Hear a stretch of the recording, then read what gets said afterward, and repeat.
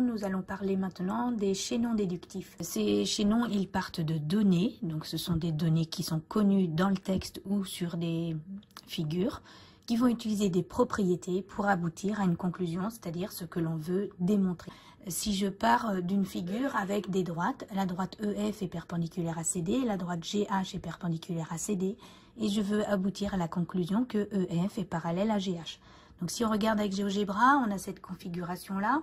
Donc je mets en couleur en vert la condition du chaînon, c'est-à-dire ce que je sais au départ, les deux données. Donc la droite GH perpendiculaire à la droite CD et puis la droite EF perpendiculaire à la même droite CD. Eh bien, la conclusion de mon chaînon, ça va être que ces deux droites-là sont parallèles.